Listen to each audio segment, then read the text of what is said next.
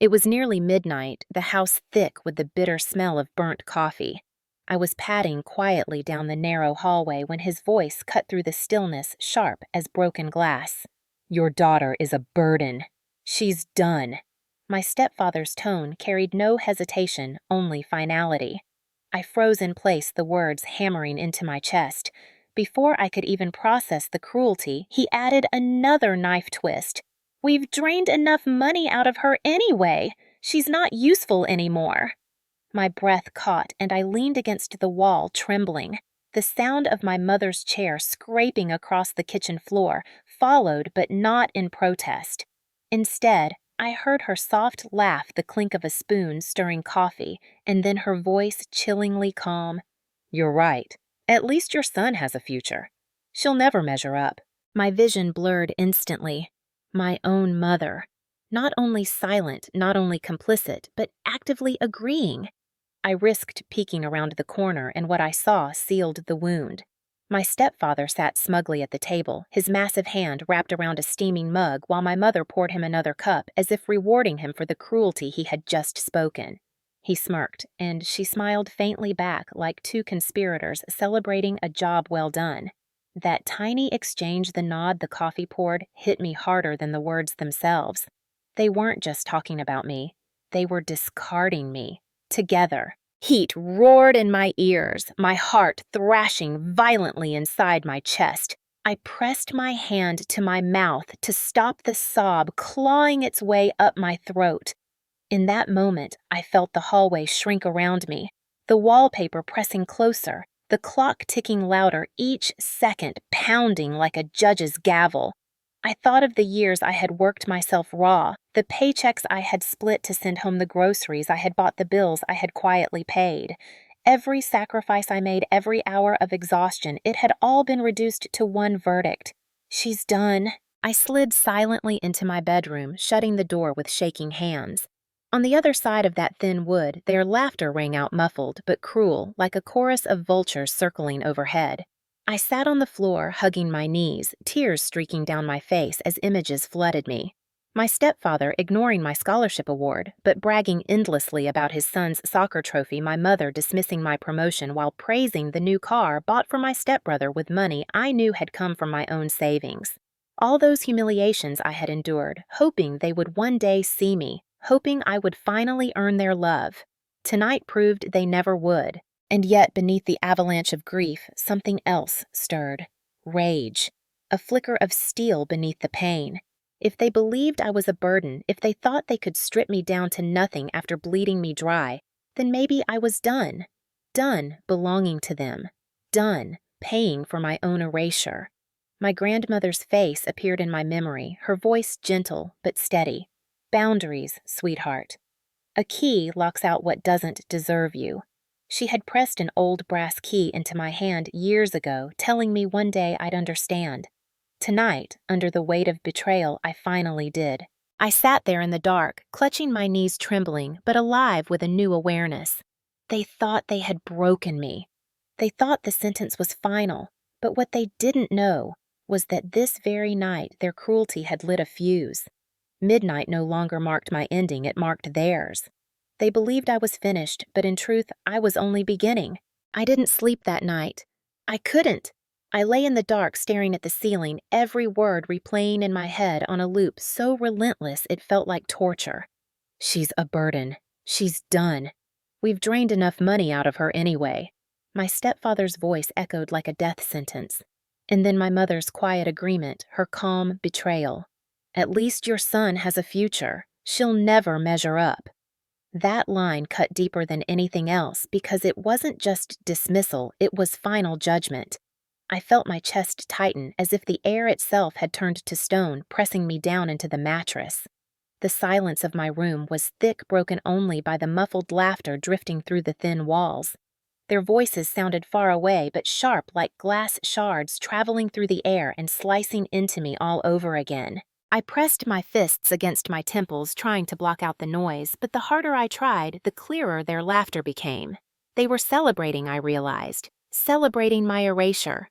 Two people who should have loved me most had just shaken hands over my worthlessness, And now they were sipping coffee as if they had signed some deal that sold me out.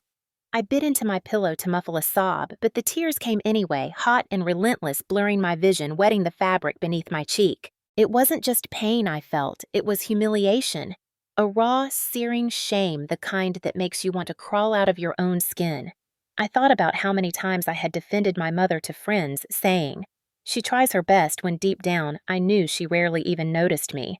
I thought about all the little dismissals over the years, each one adding up to this moment: the shrug when I got my first scholarship, the silence when I announced my promotion, the way she lit up only for my stepbrother. And now, hearing her say out loud that I would never measure up, I realized she had never once seen me for who I was. I curled tighter on the floor, knees to my chest, rocking back and forth like I was trying to hold myself together. A part of me wanted to run into the kitchen to scream until my voice broke, to force her to look at me, to ask how she could do this. But another part of me knew it was useless. What would she say? She'd deny it, or worse, she'd look me straight in the eye and confirm it. The fear of hearing her repeat those words directly to me was enough to keep me rooted in silence. The longer I sat there, the more the room felt like a cage, its four walls closing in. The posters on the walls, the books stacked by the bed, the blanket folded at the foot, all the pieces of the life I had built here suddenly looked foreign. This wasn't my room. This wasn't my home. It was a holding cell where I had paid rent with my soul and my savings, waiting for approval that would never come. At one point, I caught my reflection in the mirror across the room.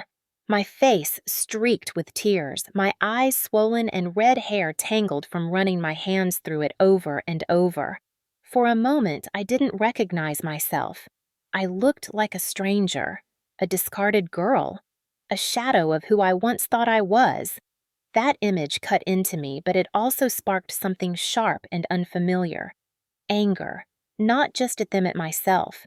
At the years I had wasted believing I could earn their love, believing my worth depended on their validation. That fury burned away some of the shame, clearing space for something new. By the time dawn began to edge its way through the blinds, I wasn't crying anymore. I was cold, hollow, but beneath the hollow a thought formed like steel.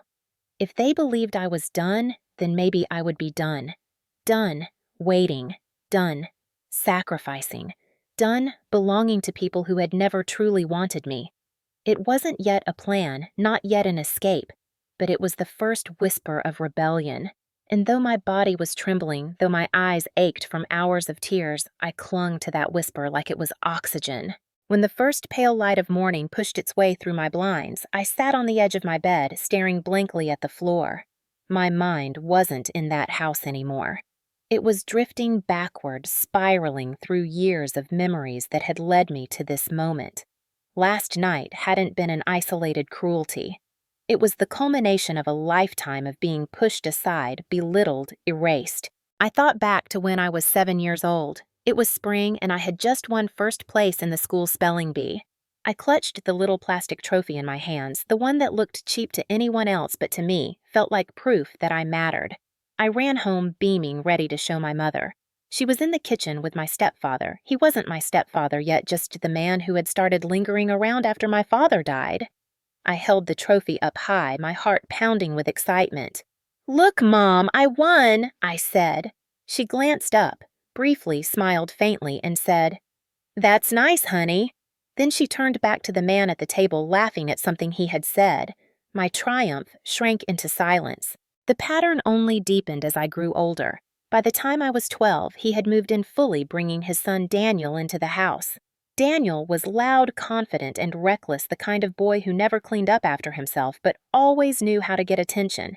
He played soccer not particularly well, but whenever he scored a goal, my mother and stepfather acted as if he had conquered the world. They went to every game, cheered themselves hoarse, plastered his photo across the refrigerator. When I brought home straight A's, my mother barely looked up from folding laundry. "Good, keep it up," she said, as if it were expected, not worth celebrating. The refrigerator door stayed covered with Daniel's muddy soccer photos. My report card sat forgotten on the counter. The favoritism wasn't subtle, it was deliberate. At dinner, my stepfather would gush about Daniel's potential while eyeing me with disdain. She's book smart, but that won't get her anywhere, he'd say, stabbing his fork into his steak. What this family needs is a real man with drive. My mother would laugh nervously like she wasn't sure if she should disagree. She never did. There were cruelties sharper than words, too. I remembered the Christmas when I was 15. I had saved for months working odd babysitting jobs to buy my mother a silver locket engraved with her initials. I wrapped it carefully, slid it under the tree. On Christmas morning, she opened Daniel's gift first, a gaudy keychain he had bought at the gas station with coins he'd borrowed from me. She squealed with delight, hugging him tightly. When she opened my locket, she smiled politely, muttered thanks, and set it aside without even trying it on. That moment carved a permanent scar across my heart. Through all those years, the only person who seemed to notice me was my grandmother. My mother's mother, Helen. She lived in a tiny house on the edge of town with creaky floors and lavender growing wild in the front yard. Every summer I stayed with her, and in her home I felt seen. She asked about my grades and listened intently. She praised my achievements without comparing them to anyone else.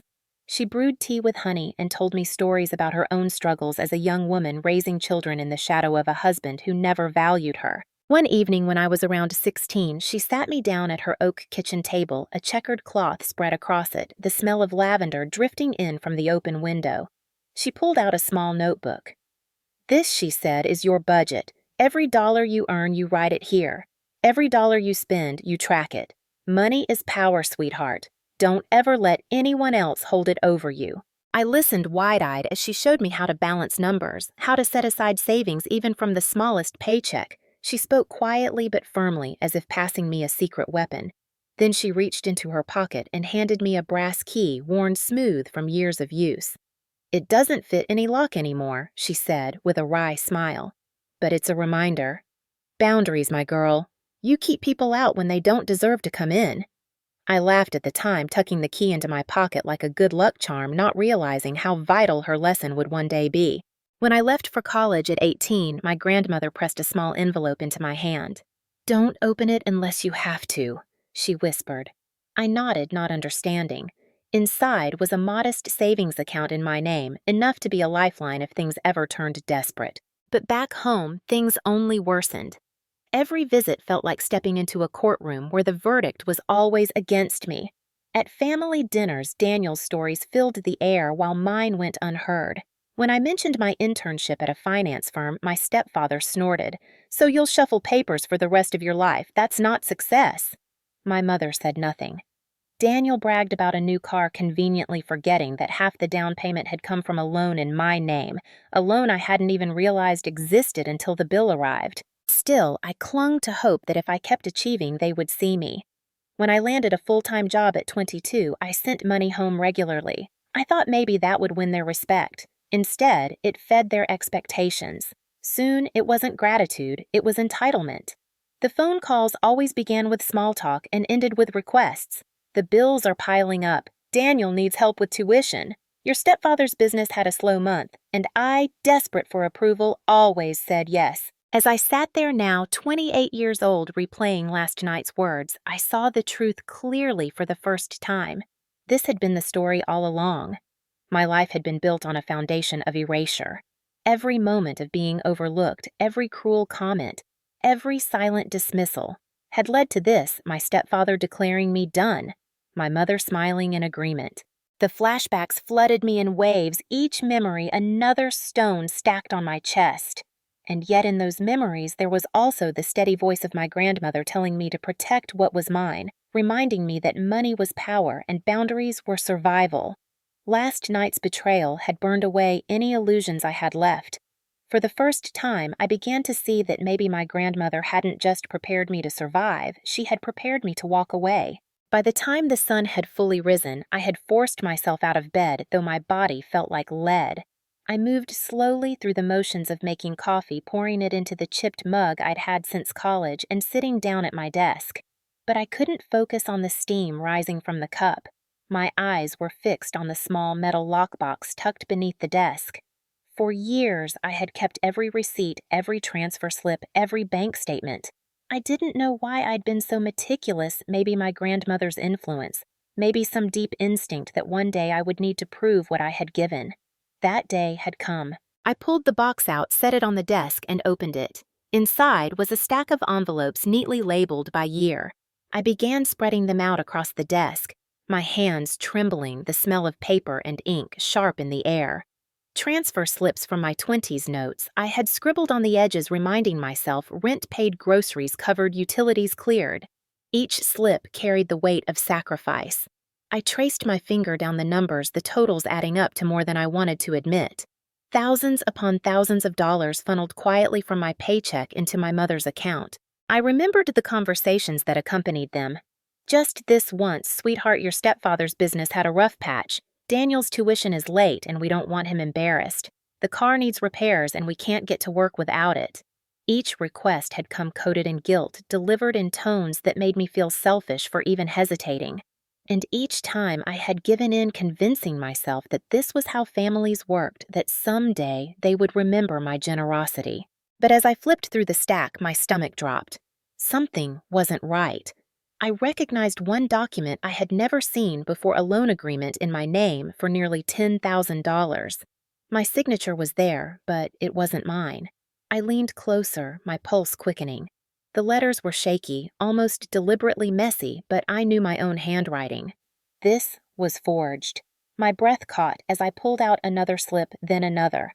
More loans, smaller amounts, all bearing my name, all tied to my credit.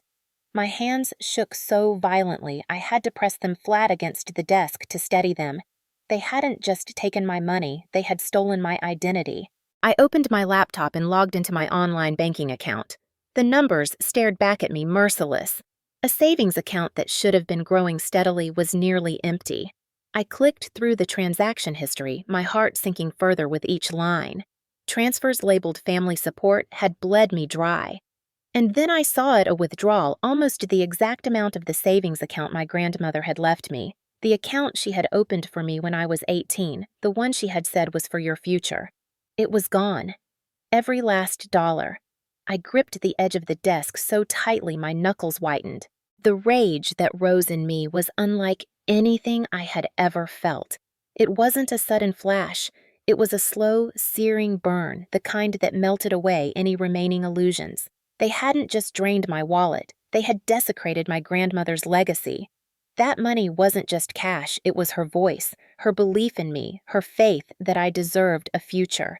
And they had taken it without hesitation, without remorse. Memories crashed down on me, pieces falling into place like a puzzle I hadn't wanted to see.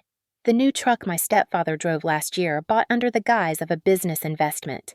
The trip Daniel bragged about to Mexico, even though he claimed he was broke. My mother's new gold bracelet, which she said was a gift from your stepfather. I had believed their excuses blind and desperate. Now I saw them for what they were, parasites feeding off every ounce of my effort. I grabbed my phone, my thumb hovering over my mother's contact, but I stopped. What would I say? What could I say? If I confronted her now, she'd twist it, deny it, maybe even laugh at me for being so naive. No, I thought. Not yet. Not until I had everything laid out, undeniable, unshakable. I turned back to the papers, spreading them wider, organizing them into piles. Money I had willingly sent, money that had been forged, money taken from my grandmother's account. The piles grew taller, the evidence overwhelming. I felt like an investigator piecing together a case file, except this wasn't someone else's crime scene, it was my life. By the time I finished, the desk was covered in paper, my laptop screen glowing with spreadsheets I had hastily compiled. I sat back, staring at it all, my chest heaving. For the first time in years, the fog of confusion had lifted. I saw the truth with brutal clarity. I had been their provider, their safety net, their scapegoat. And when there was nothing left to take, they had declared me useless. The betrayal was total, but within it lay something sharp and empowering. I wasn't crazy. I wasn't imagining the imbalance. Here was the proof, black and white, numbers and signatures that told the story better than words ever could. My stepfather's voice from last night echoed in my head. She's done, but this time I heard it differently. Yes, I was done. Done feeding them. Done financing my own erasure. I picked up the brass key my grandmother had given me years ago, which still sat in the small wooden box beside my bed. I ran my thumb over its smooth surface, feeling the grooves worn by her hands. Boundaries, she had said. That word rang louder now than ever before. Boundaries weren't just about saying no, they were about locking out those who didn't deserve to come in. And for the first time in my life, I realized I had the power to turn that key. I closed the lockbox, tucking the evidence back inside, but this time with a new sense of purpose. These papers weren't just memories of loss, they were weapons. Proof of theft, of fraud, of betrayal. I would not confront them blindly. I would not give them the satisfaction of watching me break. When I confronted them, it would be on my terms, with every document, every number, every truth laid bare. And when that moment came, there would be no laughter over coffee, no smug smiles across the table. There would be silence, and there would be consequences. I sat back, staring at the sunlight creeping across the floorboards. For the first time in years, I didn't feel trapped. I felt ready. Ready to burn down the lie I had lived in. Ready to make them see the daughter they thought was done was only just beginning. The evidence weighed heavy in my bag like a bomb waiting to detonate. I carried the lockbox and folders with me through the house, each step deliberate, my pulse steadying with resolve. That evening, I knew the whole family would gather for dinner, my mother, my stepfather, and Daniel. It was the perfect stage, and for once, I would not play the quiet, obedient daughter. When I walked into the dining room, the smell of roasted chicken and garlic mashed potatoes hung in the air. The table was set, neatly, candles flickering, plates gleaming under the warm light. My mother fussed with the napkins, my stepfather poured himself a glass of wine, and Daniel scrolled idly on his phone. They looked up as I entered, each expression casual, unaware that tonight would be different. I sat down, my bag at my feet, my eyes sharp. My mother smiled faintly, almost nervously. "You made it," she said, as if she hadn't expected me. "Yes," I replied evenly. "I wouldn't miss this." My voice didn't shake. That surprised me. Dinner began with small talk, my stepfather bragging about some new contract he was chasing, Daniel boasting about his social media followers, my mother nodding dutifully. I ate slowly, waiting, letting the tension build inside me like a coiled spring. Finally, when the plates were nearly empty and the conversation lulled, I pushed my chair back slightly and reached for the bag. The sound of the zipper cut through the room like a blade. I pulled out the thick folder, the papers organized into neat stacks, and placed them squarely in the middle of the table. My mother frowned. "What's this?" she asked. I looked her straight in the eye. "The truth." I opened the first stack, my fingers steady. "Here are the transfer slips for the money I've been sending home for years. Thousands of dollars." I slid the stack toward my mother. "Here are the loan agreements with my forged signature." I tossed another pile across the table. My stepfather stiffened, his face darkening. "And here is the withdrawal from the savings account Grandma Helen left me. Every cent gone." The silence that followed was deafening. My mother's hands trembled as she reached for one of the papers. Daniel's phone clattered to the table as he leaned forward, eyes wide. My stepfather, though, didn't move. He only scowled, his jaw tightening. "You went digging through old papers," he said, finally, his voice cold. "You shouldn't have." "No," I shot back. "You shouldn't have stolen from me." His hand slammed down on the table, rattling the glasses. "Watch your tone," he barked.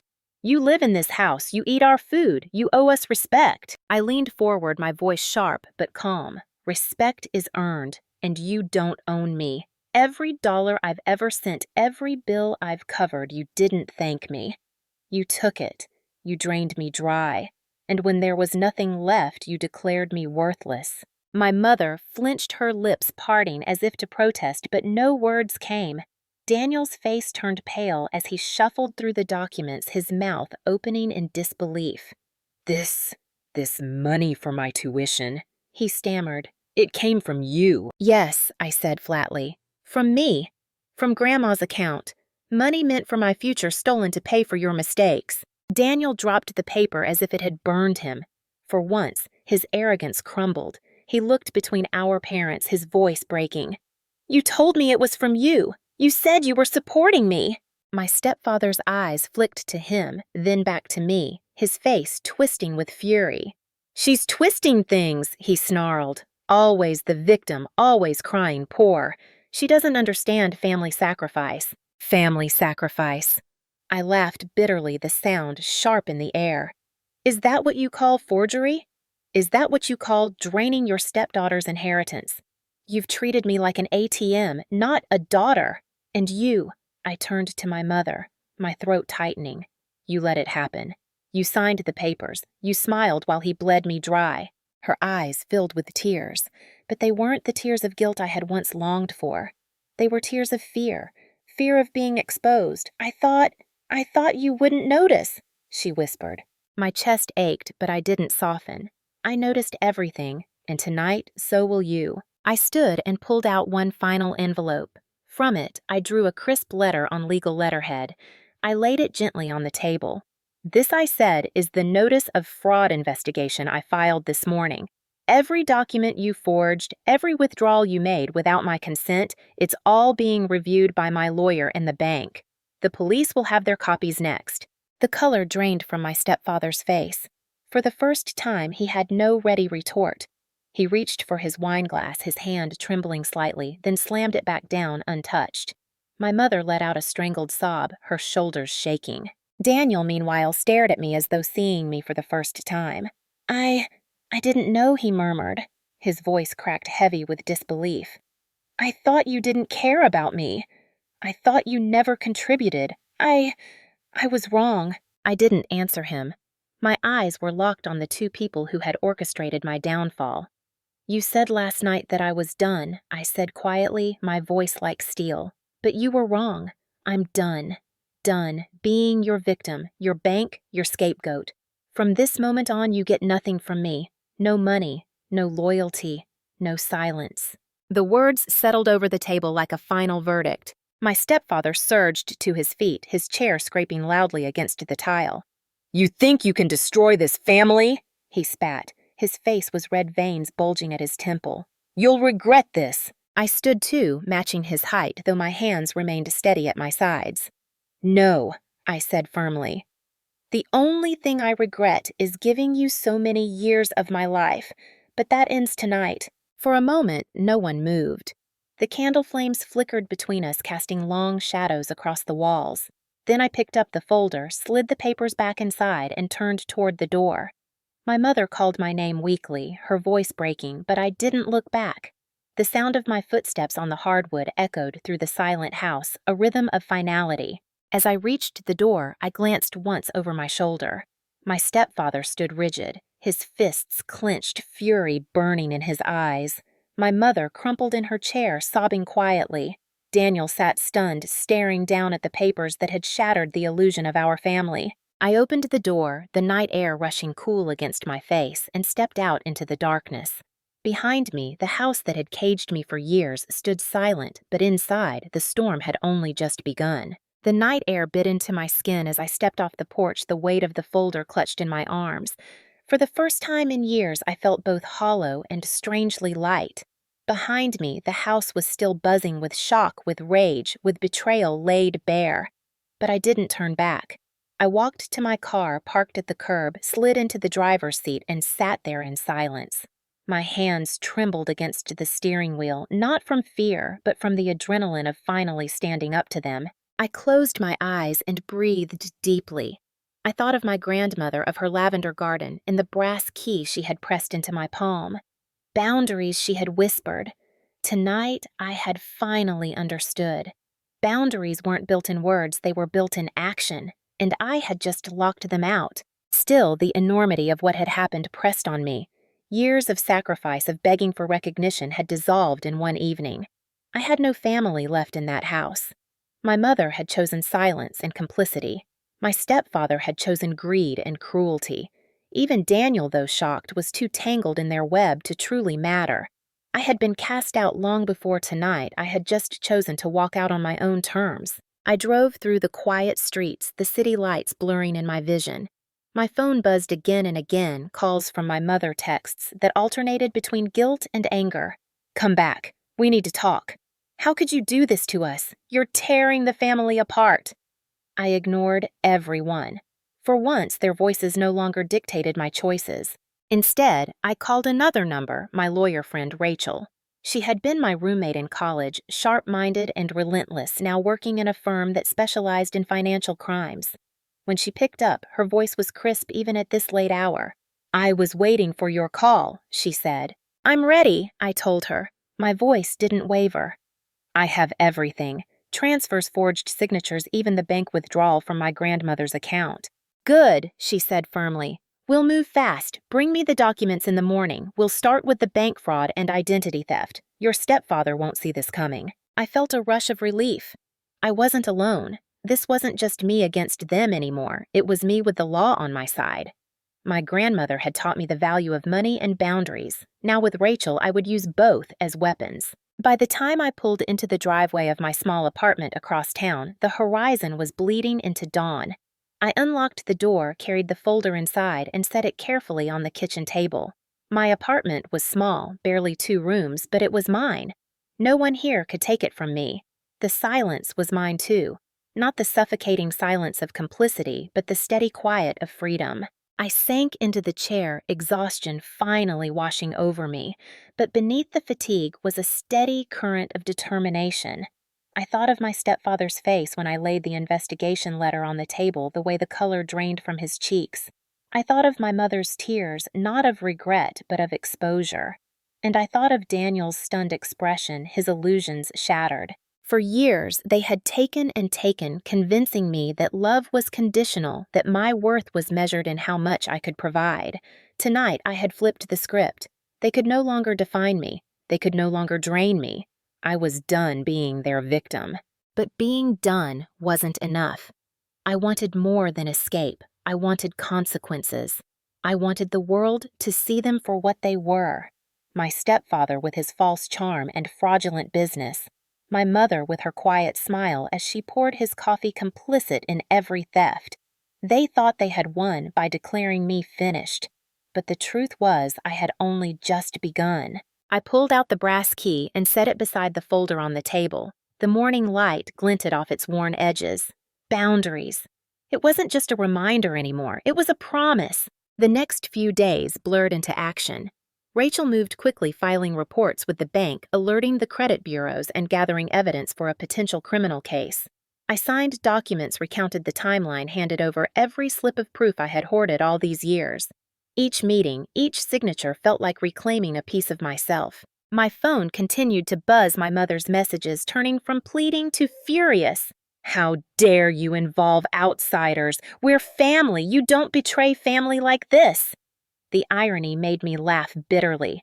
They had betrayed me every day for years, and now they wanted loyalty. No, not anymore.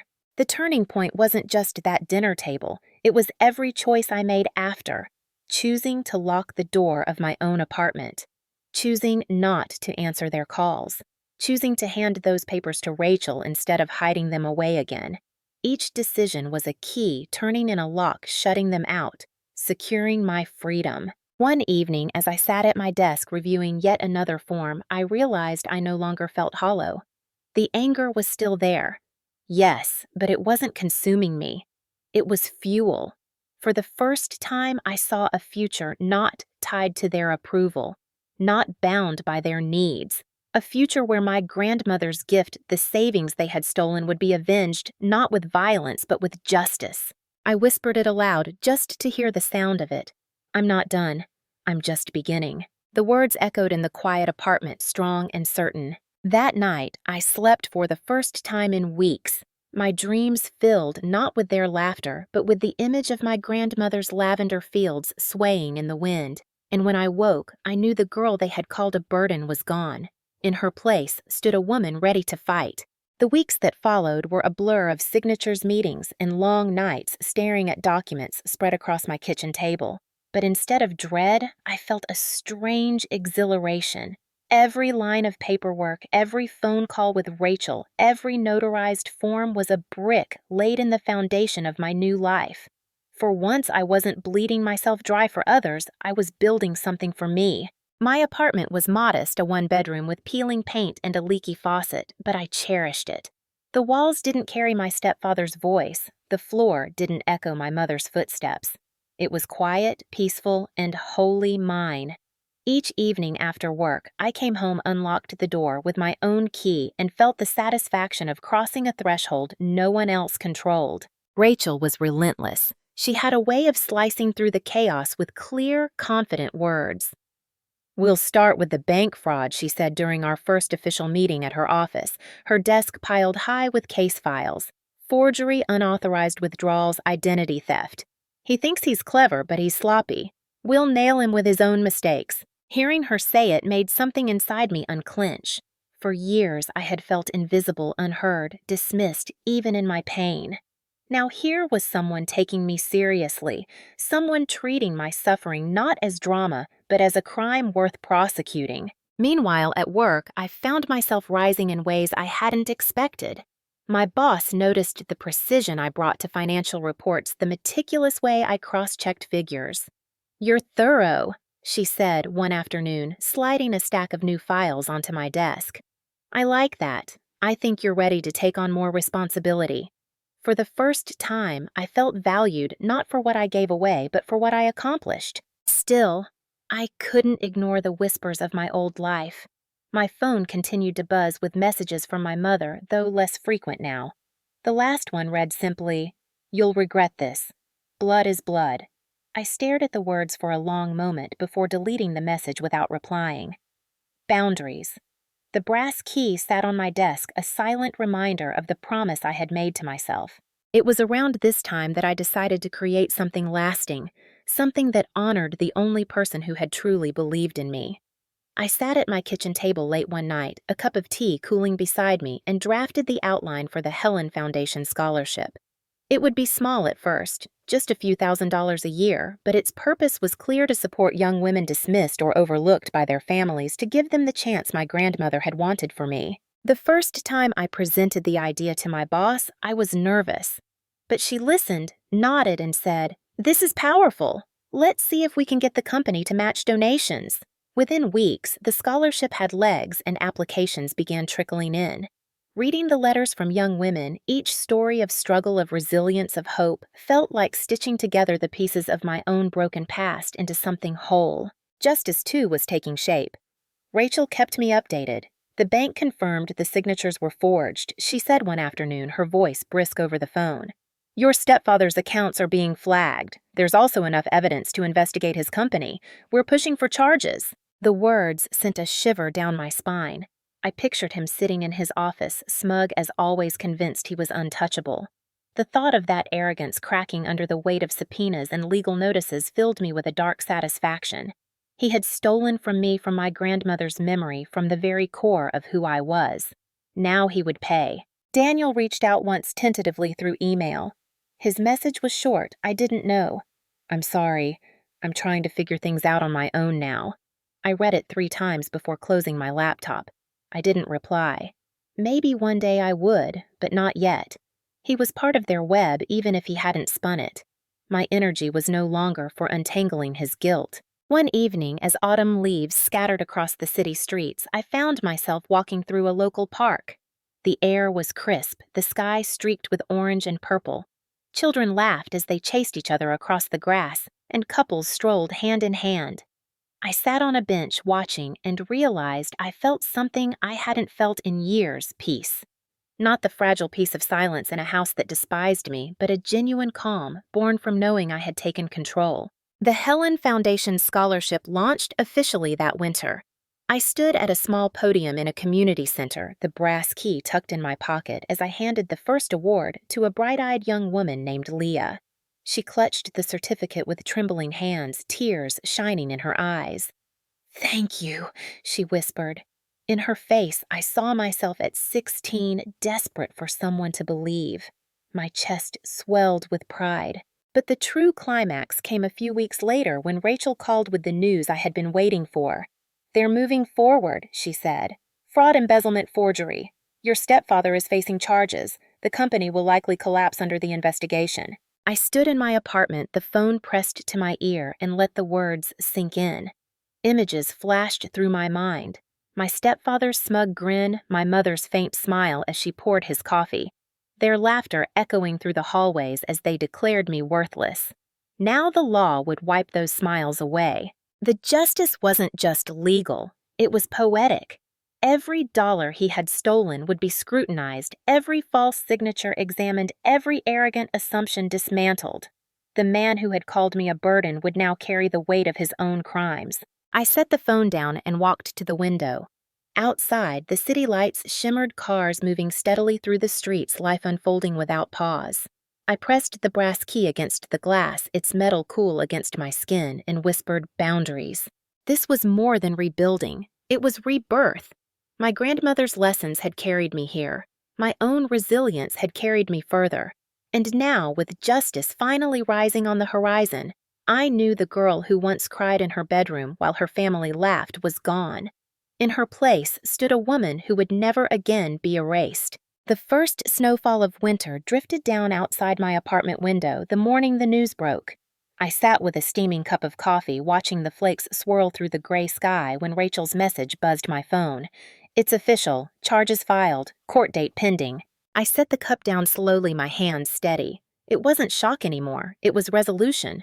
My stepfather, the man who had declared me done, was now branded with words far heavier than his own fraud, embezzlement, forgery. His company once paraded as his pride had collapsed overnight. Clients pulled out, investors fled, and the building that bore his name stood shuttered by the end of the week. The ripple effect spread quickly. Neighbors whispered, former friends distanced themselves, and even Daniel moved out of the house, forced to work at a local hardware store to cover his own bills. For the first time, he had to earn his way without stolen money. I didn't rejoice in his struggle, but I didn't pity him either. It was the reality I had faced for years, and perhaps it was the only way he would learn. My mother tried again and again to reach me. Letters appeared in my mailbox, long, rambling apologies written in her delicate handwriting. I didn't know how to stop him. I was scared. Please don't cut me out completely. But each time I read them, I remembered her faint smile in the kitchen, the way she poured coffee into his mug while he declared me worthless. Fear was no excuse for betrayal. I never replied. One letter ended with a single line that made my chest tighten. I still love you even if you hate me. I folded it carefully and placed it in the bottom of the drawer, not to treasure it, but to remind myself of the line I had drawn. Love without action is nothing. Meanwhile, my own life unfolded with a rhythm I had never known. Work became more than just a job. It became a space where my skills were recognized, my voice respected. The Helen Foundation Scholarship grew, gaining attention through local press. More young women applied, and donors reached out to support the cause. At our second award ceremony, I stood before a small crowd, the brass key pinned discreetly to the inside of my jacket pocket. I spoke about resilience, about boundaries, about how one person's belief could shape a life.